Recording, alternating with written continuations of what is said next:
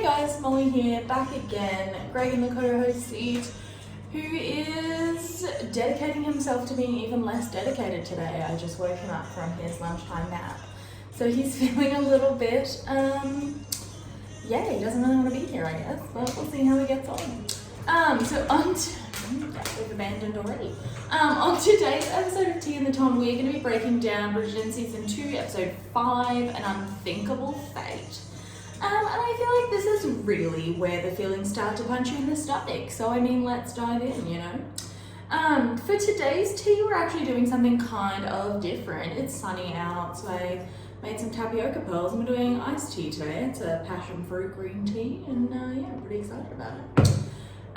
So I guess, you know, as I'm sure all of us remember from last episode, Anthony decided to propose to Edwina, which I mean, like, yeah, okay, it was a choice, but we're stuck in it now, so we're just gonna have to deal with it, I guess. And we can see that, like, from the very beginning of this episode, like, Kate is really not dealing with it that well. Like, she keeps having all of these flashbacks to her and Anthony, heavy breathing together. She's really into it, I guess. And she's fanning herself, and it becomes evident they're at the palace. He walks past her, and this was honestly like the most tense moment of my entire life. I don't even know. I was absolutely feral for the way his little slutty pinky reached out for her. It's like, sir, no. You are now engaged to her sister. Like, cut that fucking out. Like, we don't know. You don't get to do that. You don't get to do that to her. So anyway, he goes inside. He's late for this meeting. I'm not sure what. I assume the purpose of him being late to this meeting was just so him and Kate could have this little moment outside. I don't think that was intentional on his part, just the shows, you know. So they go inside, and the Queen's like obviously really excited that they're getting married for a reason I can't really ascertain. Like, I think she's just glad that, stop sniffing that. I think she's just glad that, like, the diamond is getting married. I'm not really sure what this situation is. Like,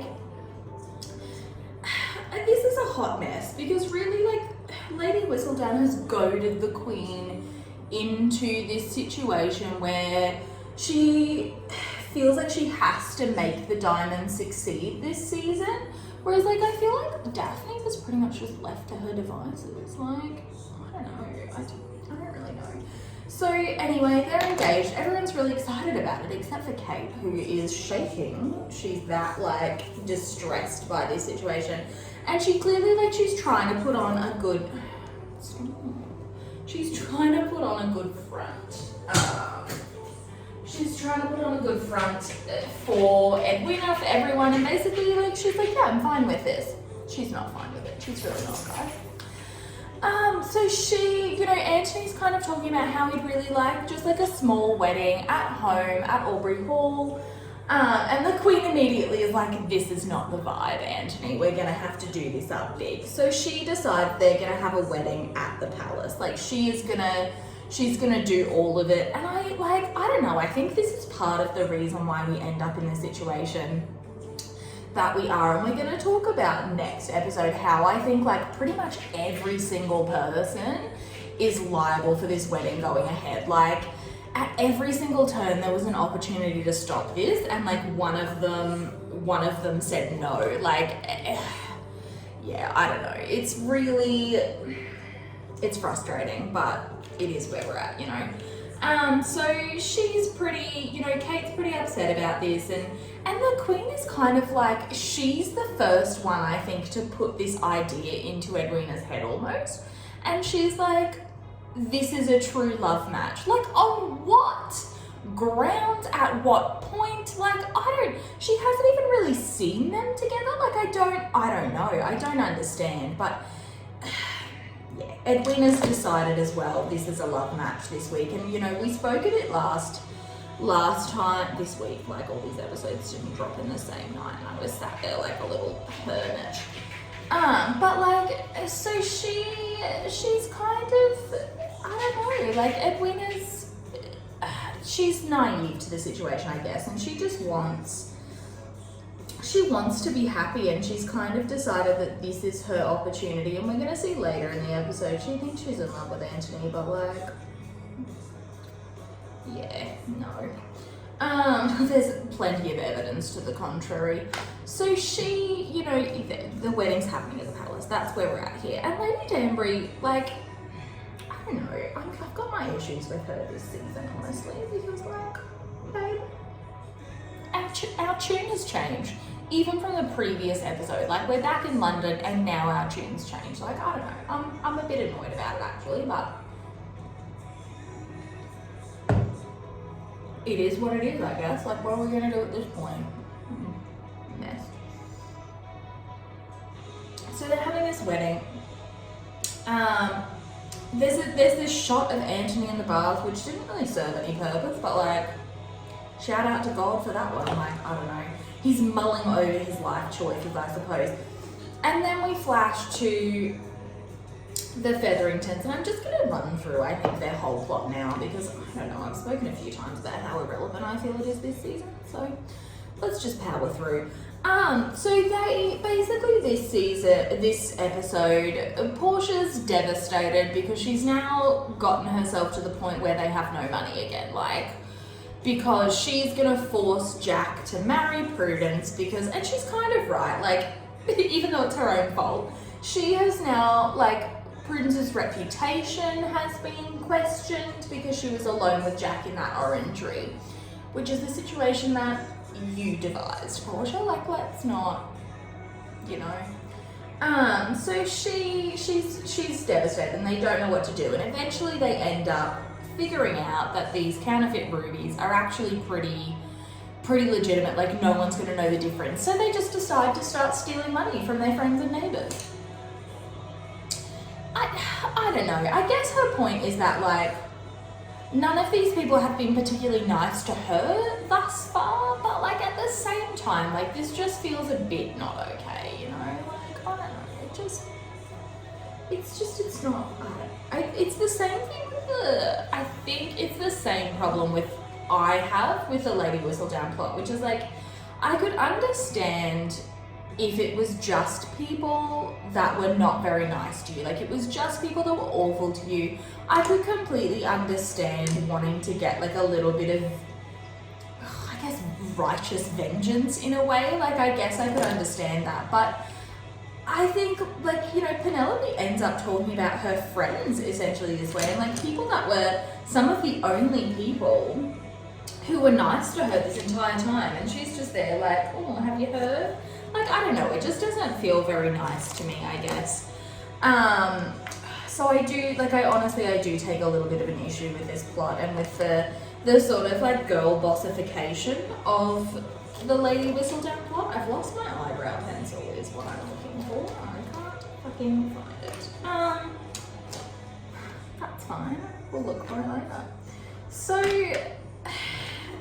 yeah, I don't know. I've said it a few times. I don't understand the point of this plot at this point in the series. Like, this would have been better served during Penelope's own season, I think. Like, we know we're gonna get that. And I just think, yeah, it's pointless at this point, but here we are. You know, we're in it now. So then we see,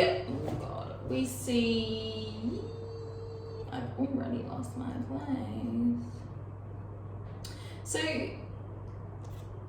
we see the Bridgertons alone, I guess, in Bridgerton house.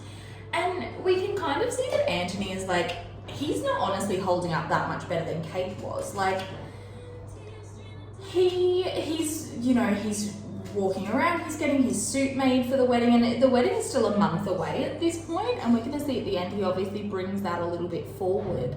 But he's really stressed, and Hyacinth, God bless her, is kind of like very, not pointedly because she has no way to know, but she's kind of like, well, what about Kate? Like, what's Kate gonna do? Like, and the show has left it very unclear where Anthony lives.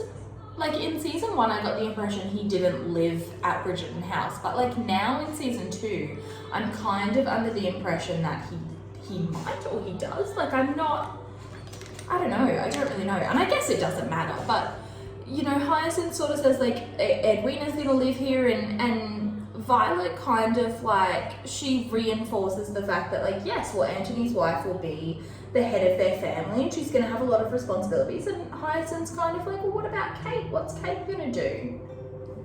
And Anthony's whole body twitches, like, his whole body twitches, like, I don't know, I don't even know a Kate, like, why are we still talking about this? And Violet kind of clocks this very astutely. She kind of clocks what's going on, and she's kind of like, oh boy, this is a mess. And we get the impression as this episode wears on that, like, Violet's not again. That's my eyebrow pencil. Oh god. So sorry. And Violet's not against this match. Like, she likes Edwina. She just doesn't really think that they're well suited for one another, and she's definitely not wrong. Like, I don't know. I actually think, and maybe I'll leave this for later. No, let's talk about it now. I actually think that, like, book Anthony and Edwina would have had, like, a pretty successful society marriage. Like, we don't want to admit that, but they would have had a few children and then not really bothered one another after that. But I think, like, genuinely in the show,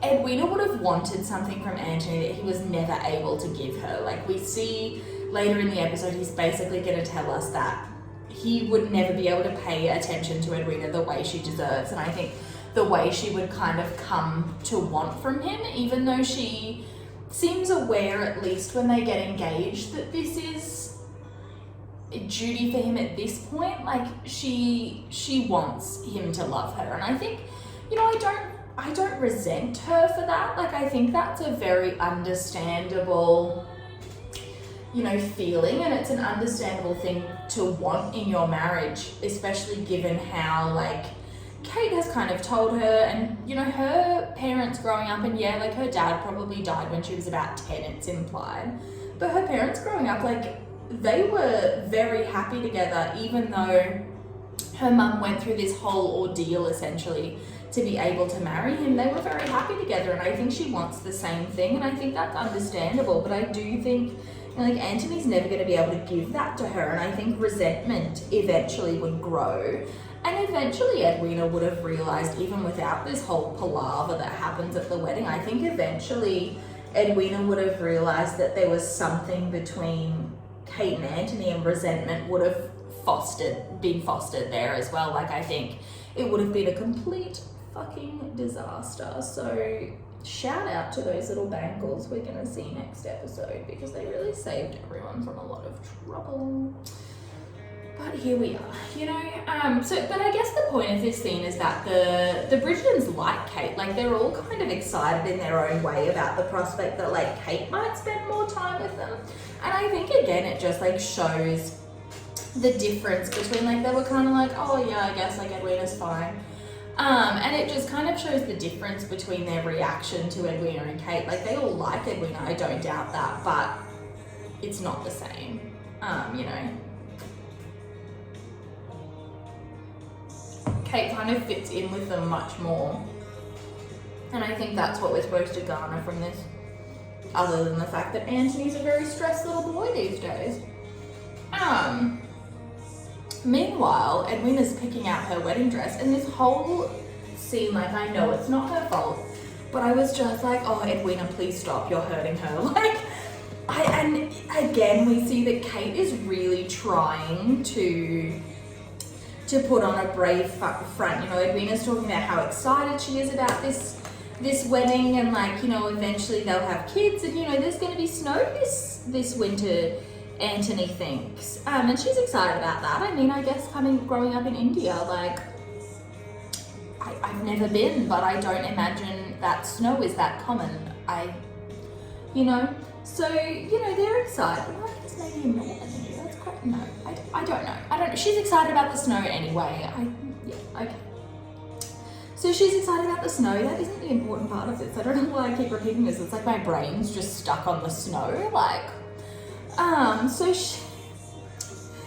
Kate is kind of trying to get her used to the idea that, like, I'm not gonna be here, like, I'm going home, I think at this point, like, at a certain point, I think there was the opportunity that Kate would have wanted to stay in England. Like, if Edwina had said these things to her, if she was marrying anyone but Anthony, because we can see that, like, and through this episode, we see it a little bit more. Like, Edwina really wants Kate to stay, and it kind of contradicts that relationship that Kate's been kind of banging on about how, like, Edwina's not going to need her. And I think, like, Edwina is kind of searching for this guidance from her, and she knows that her mum's going to be there, but in a way, like, Kate has really mothered her as well, because, you know, like I said, we really like to believe that Mary has withdrawn from, maybe not the girls so much, but, like, she has withdrawn from certain aspects of their relationship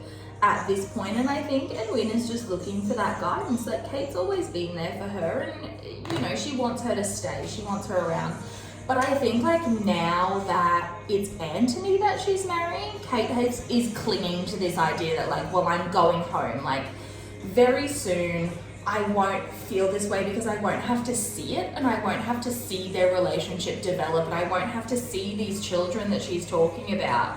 And I think, like, that's really, it's so sad, because she's planning this life where she's never going to have children. And I think, like, we see in the books particularly, and I think it's reflected in a much less obvious way here, but I think that Kate really, you know, we've spoken before, she really yearns for a family of her own, and, like, for belonging in a way. And I think that she would have liked, if she knows she's not going to have children, the closest thing to that would obviously be Edwina's children.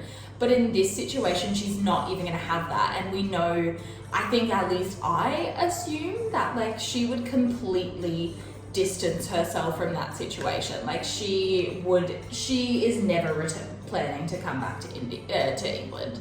Like, maybe if it was someone else that Edwina was marrying, Kate would come back, but, like, no. Kate is never planning to return to England again once Anthony is married Edwina. Like, I don't think, and you know what, I think, like, for self-preservation's sake, she really shouldn't, like, because I think it would have, it wouldn't have been the healthiest thing for her mentally, which, like, no, she shouldn't do that. So, and I think, like, Edwina says this thing that's really, like, she's like, oh, imagine us all there together as a family, like, you, me, Anthony, our children, and the look on Kate's face is like, I would rather die, like, than have to imagine that. Like, I don't know, this whole episode actually is really brutal. But so Kate goes home. It actually must be a different day, because she's wearing a different dress, but I don't know, that's kind of skimmed over. Maybe maybe she just changed. I don't know. So, and Anthony's there. She's come home from running errands, and Anthony's there to disturb her peace and ruin all of her delusions. He's brought a jeweler, and it's kind of baffling to me. Like, he kept the engagement ring, like, it's a betrothal ring, but isn't that the point of a betrothal ring, that, like, she would wear it? I'm not really sure, and I'm not sure if it's because, like, it obviously doesn't fit, it's getting resized, but surely she would still keep it. Like, I'm not sure why he would keep it. And I think maybe what they were trying to do here is distance us from the fact that, like, he proposes to Kate with the same ring. And I wonder if we were just it was obviously a plot device to get this scene, but I also wonder if it's maybe to distance us from the fact that, like, it's the same ring, so we don't feel weird about the fact that, like, Kate's got Edwina's engagement ring. I don't know. So he's brought a jeweler with him, Mr. Brooks, and Kate's immediately basically, like, making it very evident that she's absolutely uninterested in talking to Anthony at this point, like, which I think is fair. I think that's something, look, I wouldn't want to even look at him. But I think part of her also, like, wants to talk to him and figure out, like, what the hell happened, because, like, where we left this is not where we ended up, babe. Like, I don't know, but Mr. Brooks, I got a bit of a thrill because Mr. Brooks, if you've ever seen the Colin Firth version of Pride and Prejudice, he was Mr. Hurst, and there's like a lot of throwbacks, particularly in this episode. Like there's a lot of throwbacks to that Pride and Prejudice this season, so I don't know, it just gave me a bit of a thrill as like a period drama nerd, but you know, so he very tactfully, Mr. Brooks is clearly all in it for the cake, and you know what, I don't resent him for that at all. That's a vibe. Like, why should he not get to have a slice of cake? And Kate's kind of forced to entertain them, and her and the footman have this very like, well, I mean, I guess, like you've just sat down and you've helped yourself to the tea, like Jesus, I guess. And Anthony's very awkwardly standing off to the side, and then he's looking at her, she's looking at him, and they both look away because like, God, we don't want anyone to know that we like, I'll blend that out a little bit more. We don't want anyone to know that we like looked at one another. How awful would that be?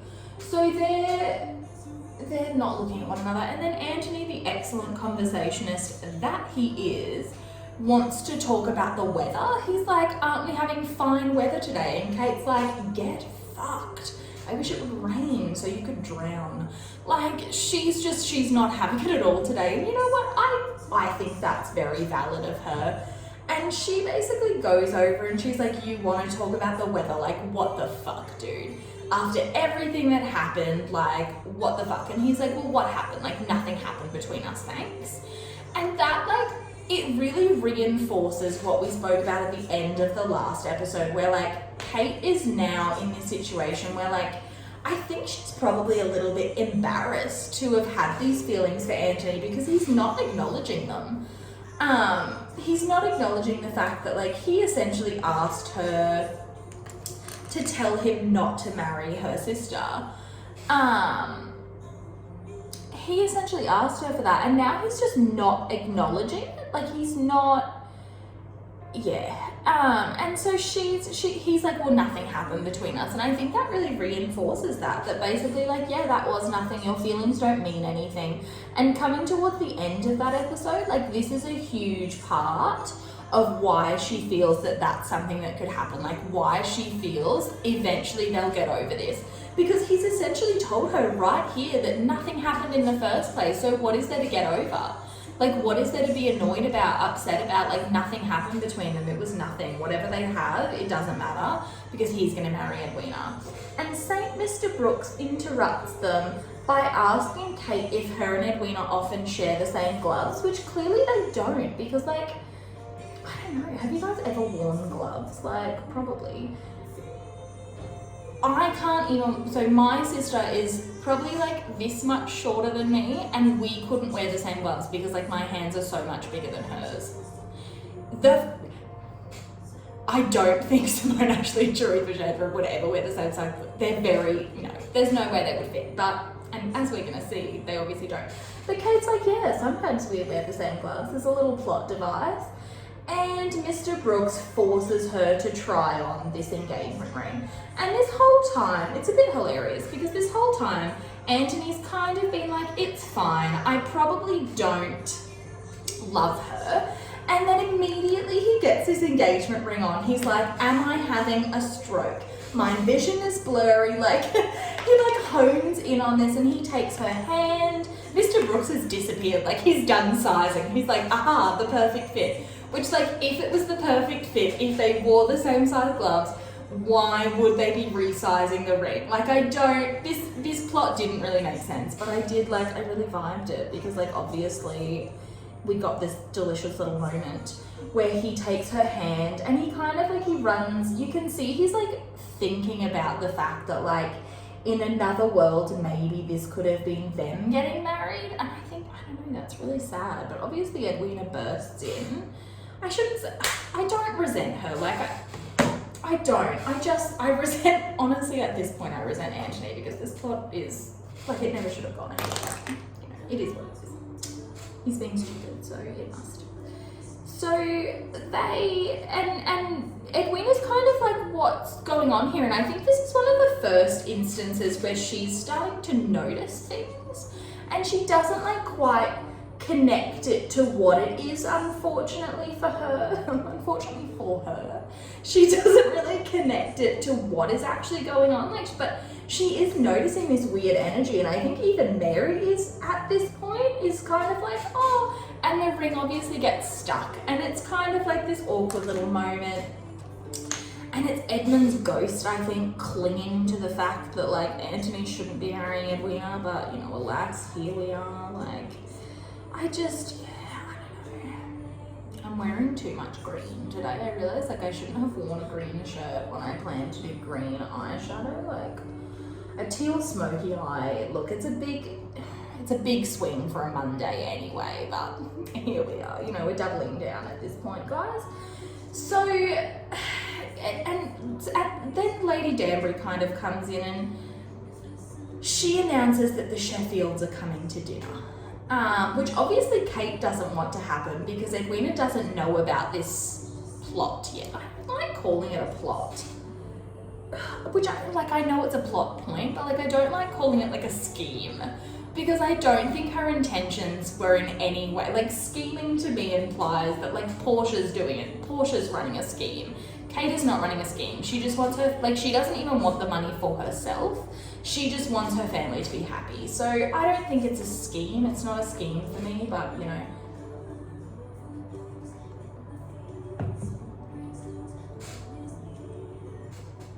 I think the tapioca was a mistake because now we've just got all this dead air. But, so Mary also doesn't really want this to happen, and here's the emergence of the Mary plot that never was once again. And she's obviously very nervous about this situation, and Anthony's kind of like, okay, well, yeah, like, I'm excited. The Sheffields want to meet him, and they want to meet, you know, and so they're coming to dinner, and Mary doesn't really, like, you can tell she's quite upset about having to, like, have this confrontation with her parents because she hasn't seen them in nearly 20 years at this point. Like, yeah, I don't think this is, you know, really a very good situation for her to be in either, but Anthony and Edwina have clearly pre-planned to do some sort of promenade together, and Mary was supposed to go with them. She begs out of it, and Kate's kind of like, yes, perfect, like, I'll stay. And Lady Danbury kind of forces Kate to come along, and it's very evident they're going to be having a conversation with a capital C about this. And Kate's kind of like, no, and I think it's a big part of it's because, like, she doesn't want to talk to Lady Danbury about the Sheffield situation, but I think as well part of it is that, like, she really doesn't want to see Anthony and Edwina together. She is distancing herself from this at this point, and, like, that's all there is to it. Like, she's done. She's clocking out. She can't be around this. And I don't know, like, Lady Danbury, like, this, yeah, I don't know.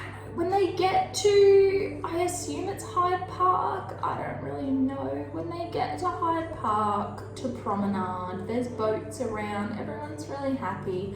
And then Anthony and Edwina are walking ahead, and basically Lady Danbury's kind of like, okay, Kate, like, Kate basically, like, immediately says, like, why did you bring the Sheffields here? Like, that I'm not ready to deal with this. Like, it needed to happen after Edwina was married. Because at that point, like, there's nothing that can be done, and she's kind of worried that, like, the Bridgertons are gonna find out about this and they're gonna think that she's planned this, which I don't know. Like, they definitely won't think that Kate planned this because, like, she was against it from the beginning. Like, I don't really know, but she's worried about it, I guess. And Lady Danbury's kind of like, well, is that what you want? Do you want this to not go ahead? And this is where her attitude is so different even than it was, like, a few episodes ago. But, like, particularly to season 1, where she basically told Simon to, like, run after Daphne, like, she wasn't married yet, like, love can conquer all. Where is that attitude now? She's just kind of like, sit there and take it, babe. Like, shut up. No one wants to hear it. And I think, like, she says exactly what she knows is going to get Kate to stop. And I don't know, it just feels, like, really out of character for her. I'm not really sure, like, I don't know, like, but basically Kate says, like, I'm not going to do anything to stop this at this point. Like, she's kind of like, we're in it now, and she's really resigning herself to the fact that this is going to be her life. It's not the life that she wants at all, but like this is what she's got to deal with at this point, which is really tragic. So we cut to Colin, and he's complaining about feeding the ducks, and I know this doesn't matter, and you guys are like, why you bring up Colin? You know what? He says he's feeding the ducks, and then it cuts to a swan. No ducks left in England? I don't know. So, yeah, Colin's feeding the ducks. And like, I don't know, why must I endure any more of this cardboard cutout of a man? Like, I don't know. I have very little patience, and this is why I got really annoyed with Benedict's plot this season.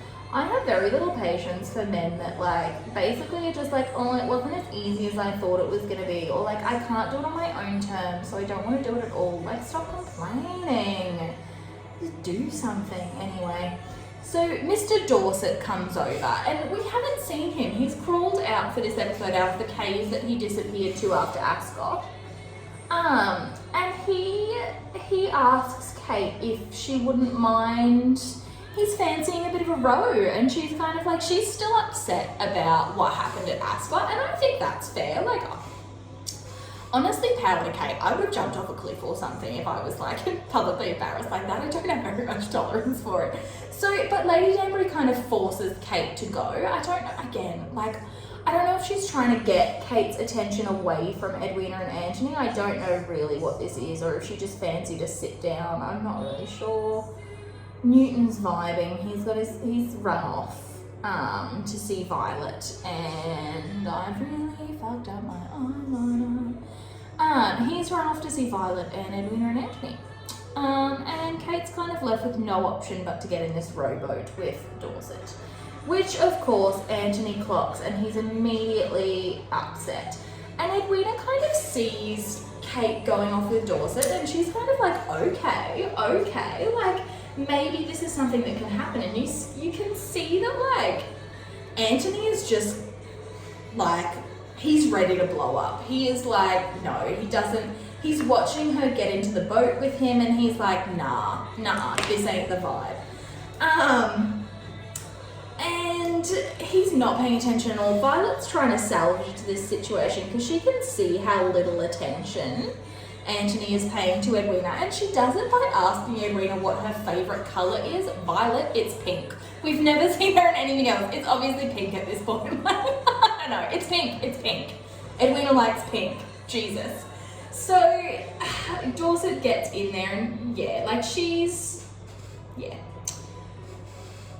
they're having a good time, but Anthony is absolutely ready to blow up about it. Like, Kate's laughing, having a good time, and he's just like, no, hate it. Hate it here, hate it here, hate it here. Even though this is completely a situation of his own, devising. Like, I don't know. Anthony, baby, like, In the meantime, Eloise has gone to a political rally, and this is going to become her most important plot point, I believe. She's gone to a political rally, and she meets Theo there, and they have like kind of a cute little flirt. She introduces herself properly, and I don't know, I don't, given the way like Kate's story, yes, but she's not really the relevant one here. Given the way that Anthony's plot ends up this season, like I don't really think he would ever deny one of his siblings the joy, I suppose, of marrying for love. So I'm not really sure like where this Theo and Eloise plot is headed. I think it's probably over, but I'm not really sure where it's headed, in that like it doesn't really serve much of a purpose. Like, I personally don't think Eloise gets a lot of character development through it. It just kind of exists. And I don't know, I've said a few times, like, I think we wasted a lot of time on B plots this season that we should have spent developing those relationships for the main characters that like we're not gonna see again. It is what it is, you know? So, you know, Kate and Thomas, they're hanging out in the boat. He's talking about, I think he must be a doctor, or like training to be, or like I think he must be, because he keeps talking about like Indian medicine, and like how he'd love to go back to India, because she's telling him about how she's going to be a governess there, and she's like, I think she's trying to put a good face on it, like she's going to be a governess and she's excited about like being her own woman essentially. And you know what, like I don't hate this for her, because it's been a long time since she's had to think about herself apart from Edwina and Mary, and I don't think I necessarily like hate the fact that she would get to do that in this plot. But yeah, it's a plot device. I think that like honestly, part of the reason that they changed the Sharmas from being from England to like an immigrant family, like to being British Indian to being Indian, like Indian emigrating to England, I think that like is part of it just to put like some distance there. Like I'm not really sure, because Anthony very clearly could have written to Somerset. Like I don't really know, is it just like a threat thing? I don't know. Not that I don't, you know, I don't know. But they wrap up their little boat, and he like very boldly is kind of like, well, maybe I could visit you in India, and she's just kind of like, sure boy, like I don't know. So they roll back up to the edge of the river, and Anthony and Edwina's kind of like, isn't it nice in England? Like she's still very much on this like stay Kate, stay train, and Kate's kind of like, I would rather die, like I really can't watch this shit for another second longer. I already want to die. Like she's like, I can't do this. But you know, Edwina's on this train, and Anthony immediately gets into like a dick measuring contest with Dorset, because that's what men do when they're left to their own devices. Like, I don't know, it's what they do. So, and Dorset's kind of just like, whatever dude, like I don't care. So Anthony basically takes it upon himself to tie the boat up. Like Kate's going to be really impressed with his knotting techniques. Like, I don't know, bless him. He's on in full clown mode this episode. Like, you did this. You could have like, I don't know. You did this, and now you're resenting her for it. So he then like basically tries to get her out of, he doesn't try to get her out of the boat, like he is able to take her hand and lift her out of the boat, and she just looks like an upset cat the entire time. Like, so he takes her hand, and then neither of them are wearing gloves again, very sexy, very little hand touches, and he like holds onto her hand for far too long, and eventually she realizes and pulls it back, and he startles, like there's a lot of tension. I really did love this moment. It was very delicious. I love a near hand touch. Like apparently I'm just a real slut for that, as it turns out, as we've learned this season. Just a real slut for a near hand touch. Like, oh, loved it. Loved every second. So he stumbles backwards, and he steps over Newton, who gets a fright. Like, poor, no one even checked on Newton. So and they fall into the water, and Anthony immediately, like, again, we're in this situation where Anthony is telling us he's a gentleman, and then he does the most unhinged, slutty behaviour. Like, Dorset in the background is like, oh, whoa, dude, we just fell in the water. Like, oh my God, that was insane. And Anthony just starts undressing, and his shirt, like, it is sheer. Even for a white linen shirt, like you bought that specifically extra thin for situations like this, sir. Like I cannot even, I was a bit speechless, honestly. And Kate's basically like, Edwina, don't stare, it's really rude. And then she gets her fucking binoculars out, and she's just like, fucking, yeah, let me assess this situation. Yeah, oh, beautiful. Like, and I think this was a moment, like you can see Edwina kind of clocks this, but again, she's misreading the tension. Like, I don't know if she thought that Kate was looking at Dorset, who was fully clothed, and there was nothing to look at. Like, and again, I don't think Dorset's that handsome. I do just believe he's tall. But anyway, so Penelope is doing some snooping because Eloise wasn't promenading, and she told Colin that she was going to be flower arranging with her. I don't know, like I said, don't really care about this story. Let's just wrap it up now. Basically, Eloise ends up going to Theo and they have a little flirt about his feminist pamphlets, which, like, honestly, I'm not sure Eloise is the greatest, like, proponent of feminism. Like, feminism is about having choices, and all she really does is just, like, talk down to women who want to get married. Like, that's its own issue. But Penelope sees them together and she gets quite jealous.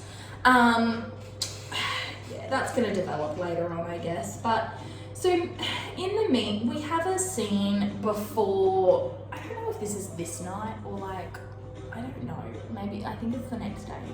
But Mary sees Kate's in the garden and she's trying to read, but she's not being very dedicated at it. And Mary comes along, and I think, like, they have this really, I think it's their first, like, genuine moment. And like I said last time, I do believe there are a lot more of these filmed than we got to see. I think that, unfortunately, the Sharma's relationship has suffered from really heavy editing. Why that happened, I don't know. I think, you know, like, and we kind of see through this, like, Kate basically has this moment of trying to protect Mary, where she's basically like, I wouldn't judge you, I don't think anyone would if you want to, like, bow out of this dinner tonight, basically. And Mary's kind of like, no, I have to do this, like, it's time. And we see through this, like, Kate asks her, and I think this is something she's probably been really curious about for a while, and we don't really know the circumstances in which Dilf Daddy Sharma and Mary met. I do deeply believe he was a Dilf. She was a Deb, she was the diamond, and she ran off with him very quickly. That's all I'm gonna say, you know? So it doesn't matter. Like, I don't know why it matters. I would have liked to see him even in portrait form just to confirm my suspicions, but alas.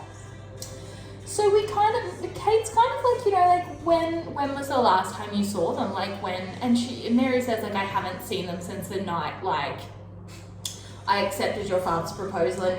And we kind of see, like, Mary has this moment where she says, like, she was drawn to him from the first second. I love that for her, but she was drawn to him from the very first second she met him. And she says, like, and she doesn't even know that this is paralleling what's happening with Kate and Anthony, but she says, like, you know, it's a really special thing to meet someone and feel like you know them better than anyone else does, like, and no one's ever going to understand you the same way they do. And I think, like, this moment could have, and probably did, gone a lot further. And I kind of wish we'd seen Kate, like, open up to Mary in this setting and tell her, like, this is what's happening. But she, you know, Kate being Kate, like, particularly this iteration of Kate is very, like, she is playing things very close to the vest here, and she's not going to tell Mary this. And I just wish we'd seen another scene after episode 6 where Mary basically, like, and I love the scene they have in episode 8. I love it for a whole lot of reasons that we'll get to, and, like, I do believe that scene is so important to come at the very end there, and we'll talk about that when we get to it. But I do wish that we had another scene to, like, show us these parallels, and that's basically, I think, why this story exists, is to show us, like, sometimes you're just drawn to a person and it doesn't matter the situation around it. Like, if that's what you feel needs to happen, like, you shouldn't ignore that. And I just wish we'd seen a little bit more development of that plot. But, you know, like I said, Mary's sitting on the cutting room floor. Like, all 8 of her lines this season were excellently delivered by Shelley Conn, but unfortunately I can't speak to anything else because there's nothing to see. But, you know, Portia and Jack, they're running a Ponzi scheme, so thank God I saw that. So, and, you know, like, Mary does catch that Kate's, like, upset, but she misreads it as concern for Edwina. And I think, like, she says, like, you know, I always really hoped that, like, you two wouldn't have to choose between, like, head and heart. And, like, it's happening for Edwina. And Kate's kind of like, yeah, it's happening for Edwina. I love that for me. It's amazing. I love it. It's great. So, you know, we see then this scene, like, everyone's getting ready for dinner. And Violet kind of has this moment with Anthony, and this is where it's unveiled to us that she has been realising that Anthony is not invested in this, and she's been realising it for a while. And they have this moment where she's kind of like, this is a really important decision for you, and like, if you want me to get you out of this, like, I will come up with something. Like, no one's going to judge Edwina if she wants to get out of this. No one's going to judge Edwina if she wants to get out of it, Anthony. And Anthony's kind of like, she doesn't want to get out of it though. And Violet's like, if she knew, how you really felt, Anthony, if she knew how you really felt, she might feel differently, like she might not want this. And again, he doesn't really take it, but Violet kind of take that advice.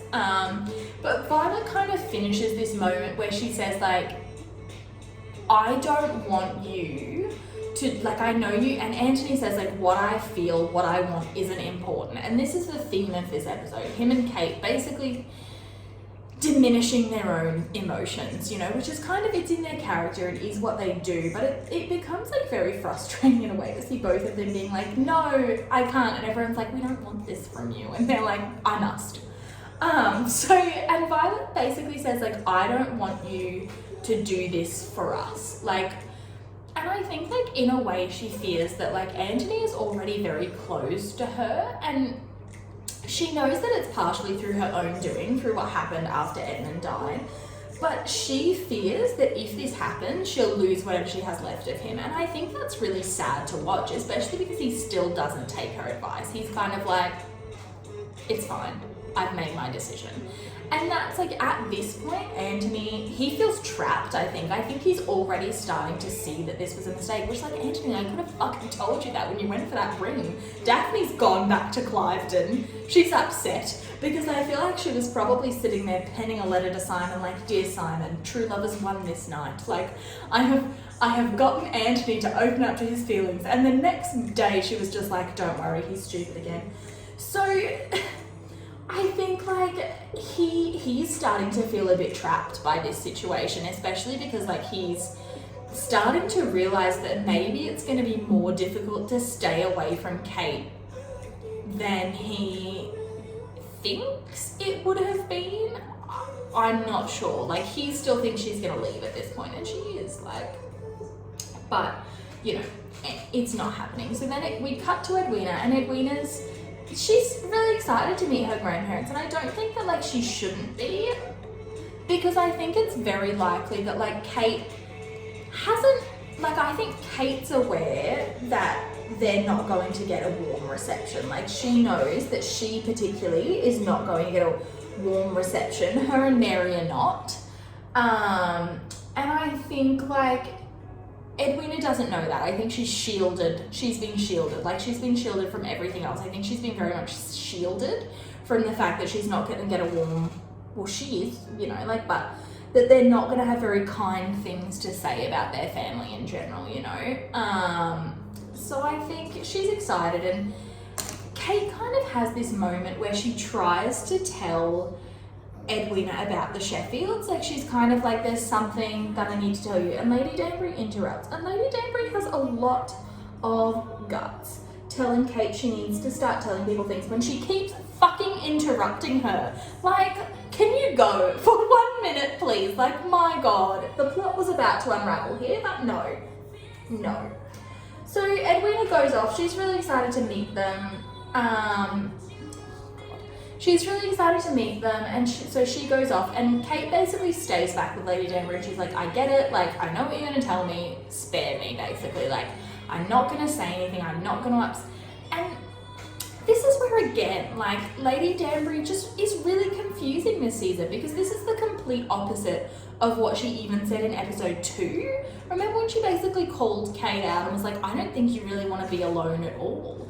Now Lady Danbury's like, I know that you were kind of in love with Anthony, but like, you do get to be alone, so it's fine. Like, what, girl? No.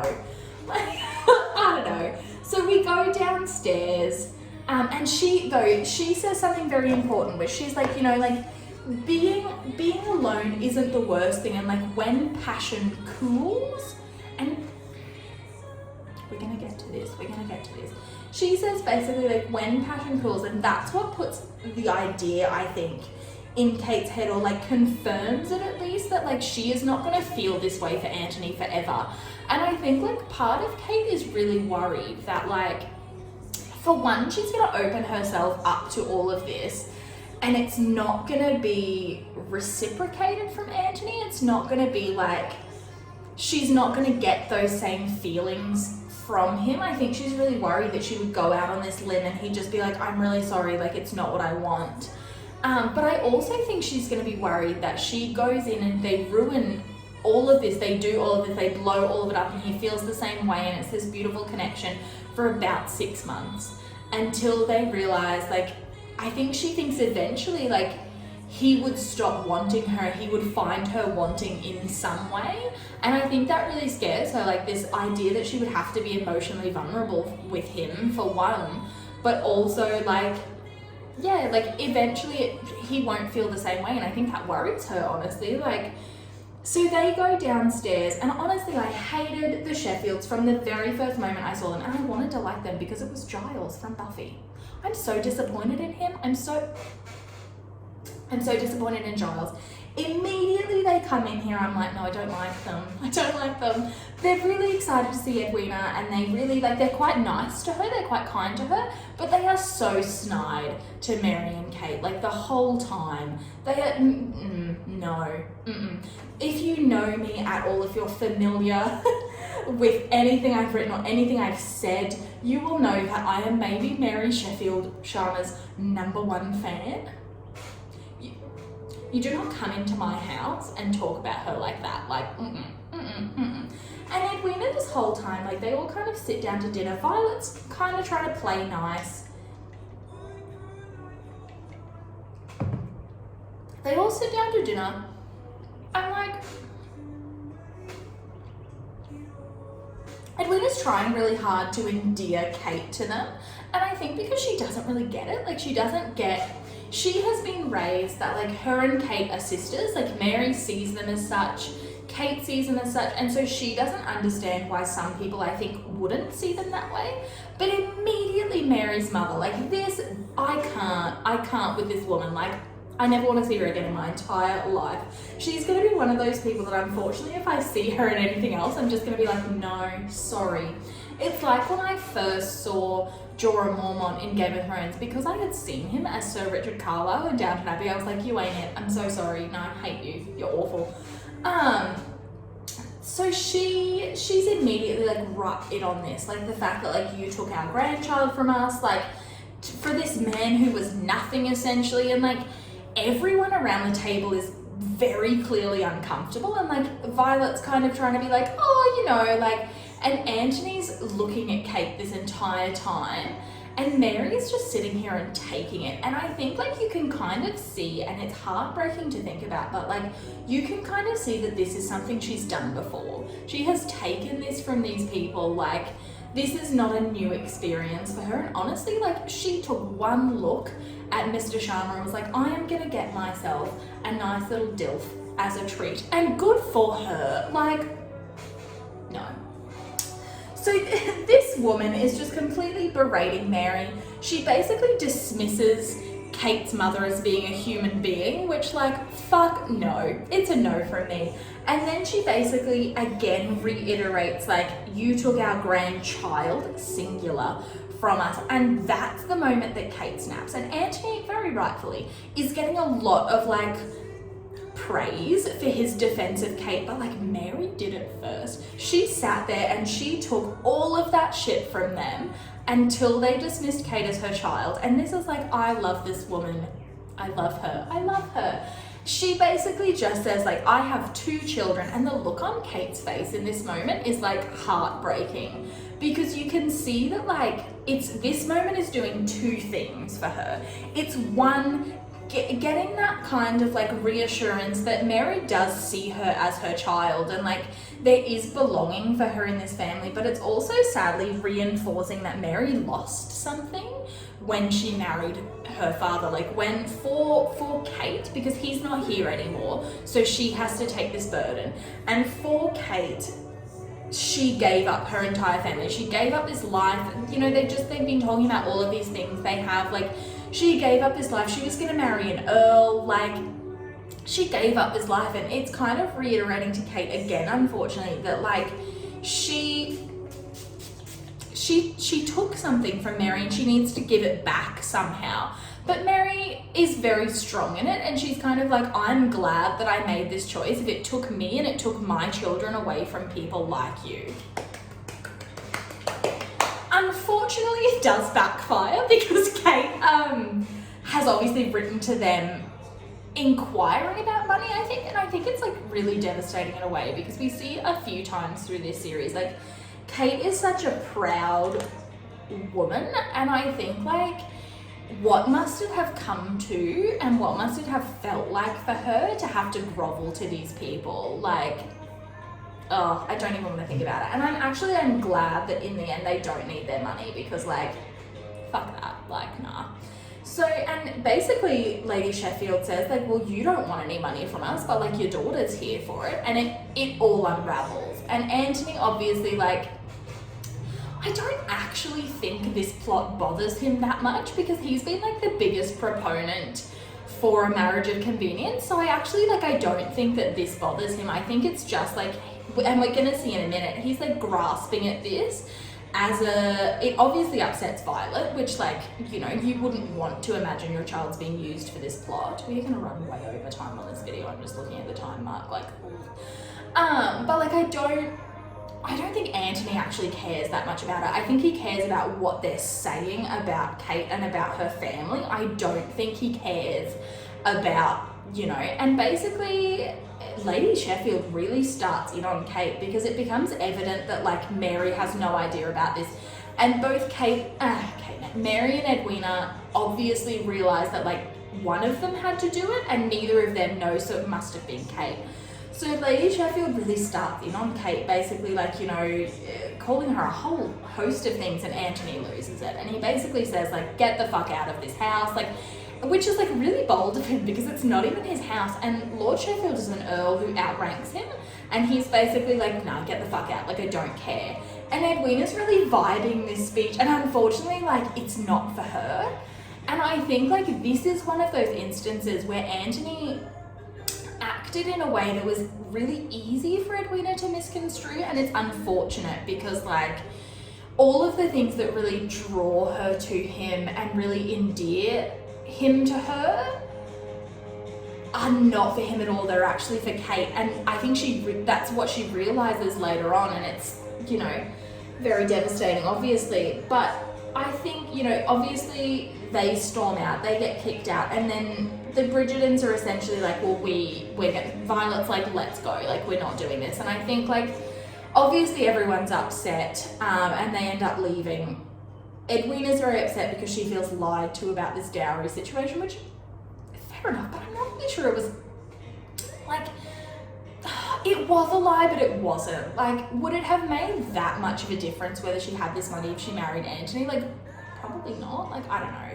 I would be really upset knowing this, and I think in that moment there's a few things going on for Edwina because like she's realizing that one, like these people that she's probably like always been genuinely curious about, like I think we as people are all inherently curious about people that we know are related to us, and we want to have like a connection with them, especially because she did grow up in such a family oriented environment, like, and she's realizing that like they're not good people. Like they didn't think much of her family. They don't think much of her sister or her mother, honestly. Like, so they just cared about their legacy. And I think she's realizing as well that like part of the reason they care about her now is because this relationship she's forged with Anthony, which I think they see as very desirable, which it would be. We know the Bridgertons, despite being like fairly lower ranking, titled people, they're very influential in the town, like we know this. So I think, yeah, it is what it is, you know. So they end up storming out, and you know, like Violet and Anthony are quite upset about this. I think Anthony's just like, this is something he didn't expect to come up from Kate, and I think he's just like a little bit affronted by it. But Kate asks him to stop, and Violet's kind of like, I don't think this is a good idea, like, just keep it off the rug, guys. Yeah, she's kind of like, I think they're probably gonna fuck, but okay, go. So Anthony and Kate go off, and he is using this as an excuse to get out of this engagement. Like, he has seen this opportunity and he's running with it. He's like, oh, thank God. And I think, like, genuinely in this moment, what he's feeling is relief, because he's like, you know, I won't have to spend the rest of my life regretting it, essentially. Like, at least, like, in the show, I don't think he believes he's going to die young. He does in the book. Like, he believes he's going to die before he's 39, and that's the reason, like, 39? Yeah. He doesn't want Kate to go through this, and he thinks that Kate's going to be a young widow is essentially why he's staying away from her. But he doesn't want to spend the rest of his life, and Kate's basically like, you don't care about a dowry, you don't need it. Like, I don't know why this is coming up now. It doesn't have to change anything. Like, why you went against me this whole way, like, why are you trying to get out of this now? And Anthony tells her that she's the reason that this is impossible now. Like, and she's kind of like, you know, she reiterates what she's been telling herself a lot recently, which is essentially like, I'm not going to stand in your way, like, I'm going home. And that, I think, is what makes him lose it more than anything. He's kind of like, you know, that's the problem. Like, do you really think that just because you're not physically in front of me, I'm gonna stop thinking about you? And I think, like, Kate has a real moment where she realizes that he's feeling this in the same way as her. Like, after he's just spent this whole episode telling her that nothing happened and nothing, like, you know, nothing's gonna change their situation. He's now telling her, like, basically, I can't do this. I can't sit here and want someone else, like, because that's essentially what's gonna happen. You know, he says, like, every day of my life, like, I would be wanting you. I'd be thinking about you when I'm with her. And he ends up confirming Kate's original point, which is like, I could never make your sister happy. And now he's agreeing because he knows that he can't, like, be in close proximity with her, which is very, like, I don't know, it is romantic, like, it really is, but it's also kind of tragic in a way, because, like, they both resigned themselves to the fact that, like, they can't have this. And I think both of them at this point, I'm just going to finish my lipstick and then we'll talk.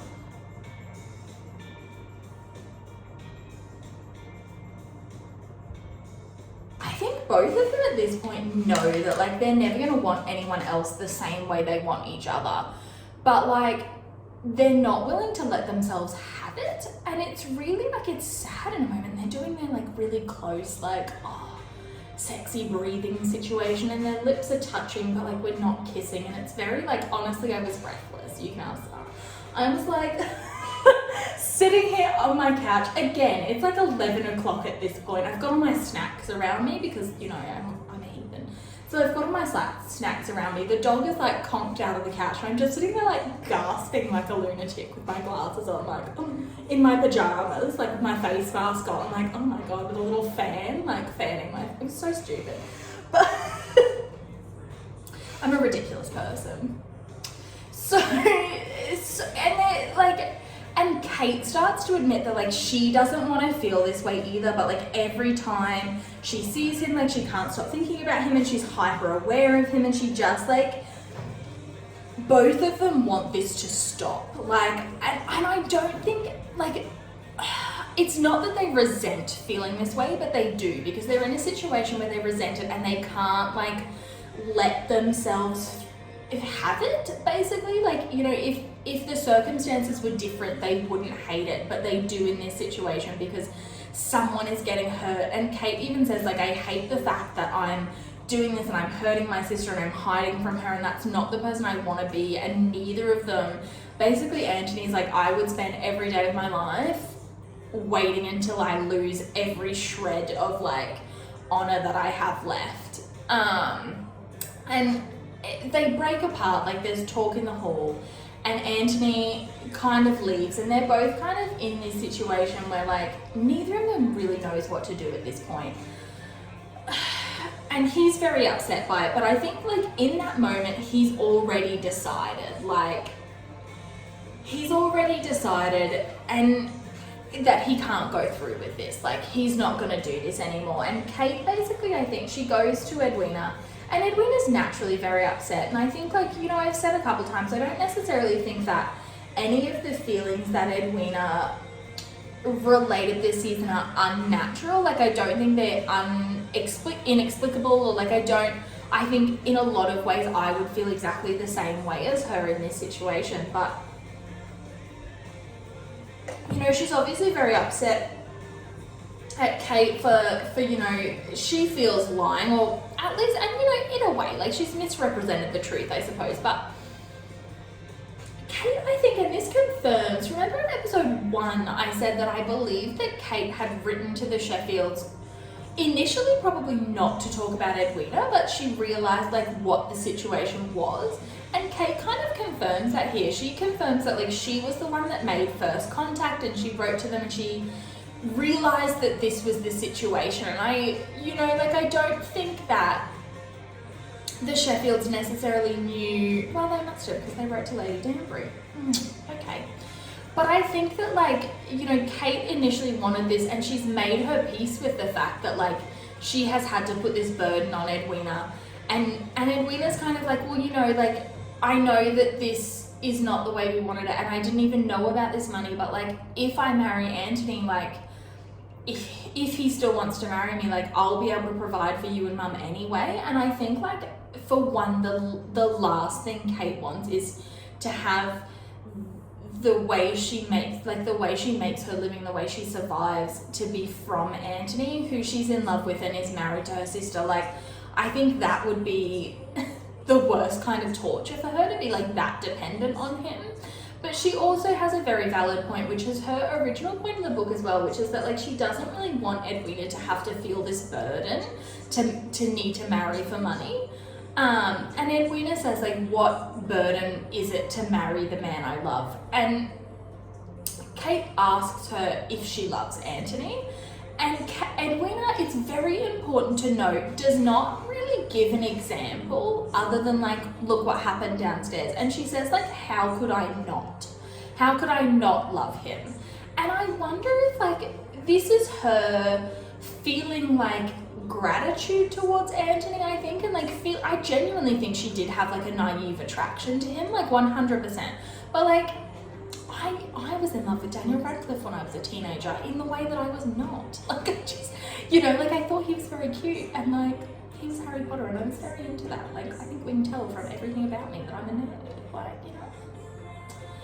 So I think, and you know, like it's really, but I think Kate genuinely believes, because like I think there's this, while we don't really play into Kate's insecurities the way they do in the book, in which like, if you haven't read the book, Kate feels very inferior to Edwina in a lot of ways, different than she does in the show. And she feels inferior because everyone kind of looks at Edwina first, and Edwina's perfect, and Kate feels insecure about that. And I think like, understandably, and I think that like they don't show us in any other way, but like in this sort of way, which is like, she's very attracted to Anthony, and so I think she thinks it's natural that everyone would feel this kind of attraction to him, you know, like she's very drawn to him, and I think like she naturally thinks everyone else feels that way, and Edwina is her favorite person, so I think like she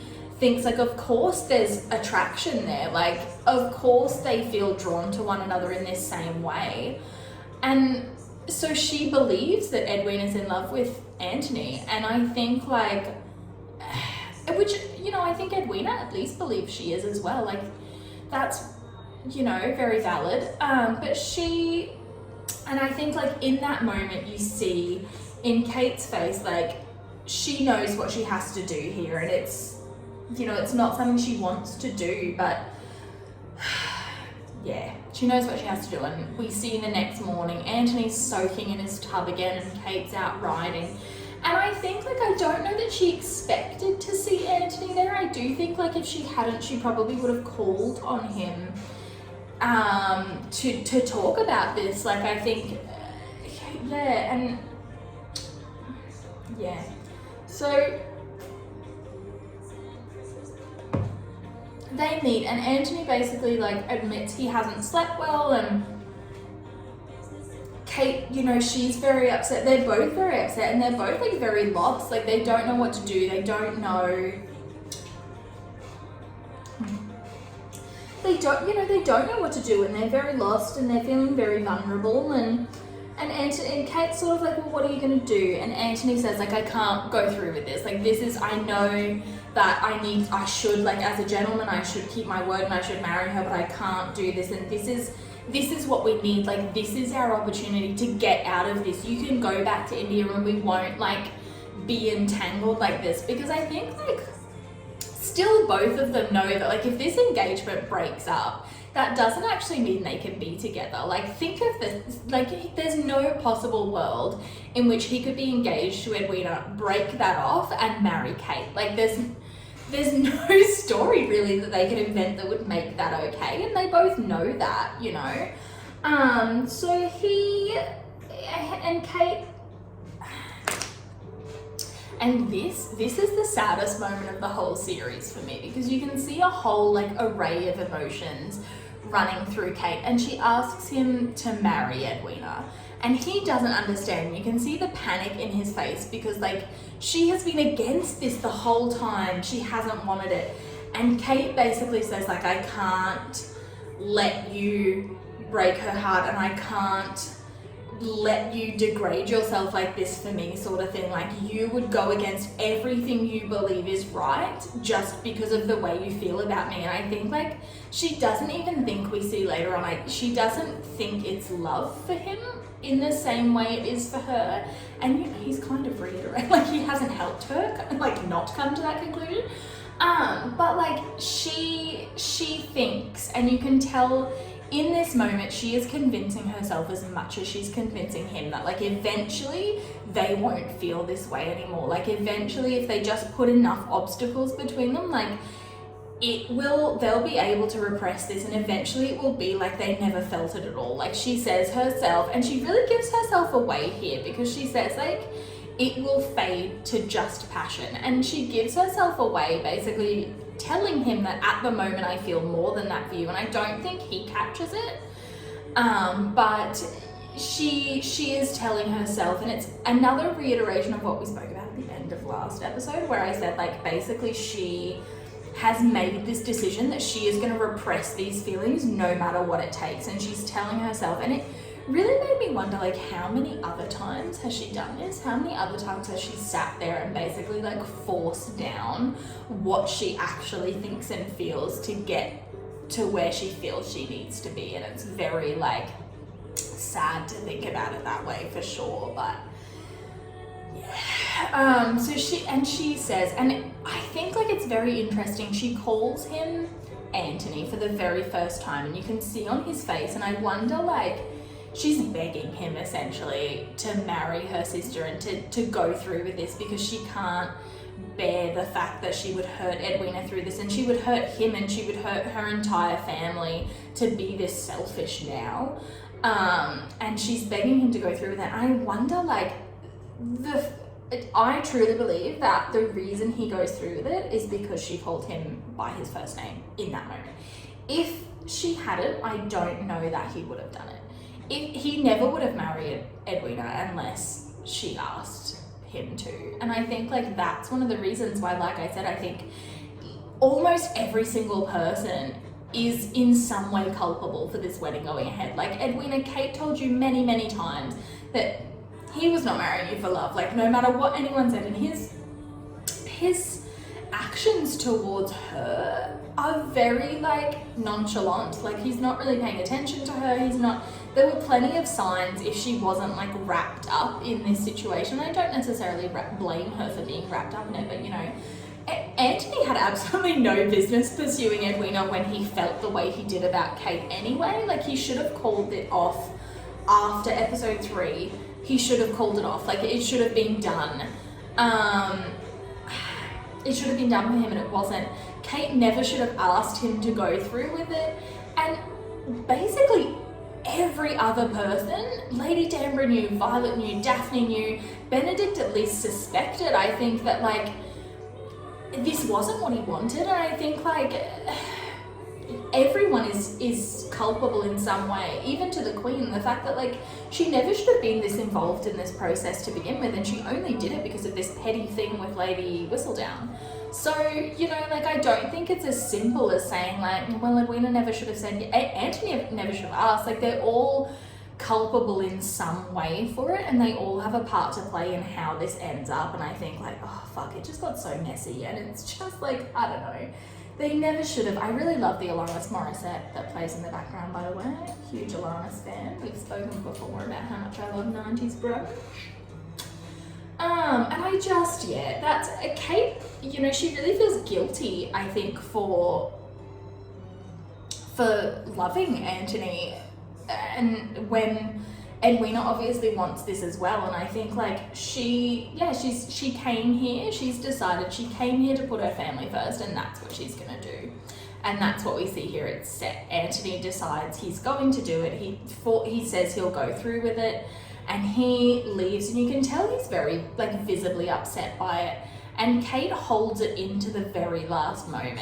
And then even when she is alone in the woods, she does not let herself break. She lets herself have about 5 tears, even though like she is devastated by what she's done and what she feels she had to do, but she doesn't let herself break. She has about 5 tears, and she pieces herself back together slowly and goes on with it.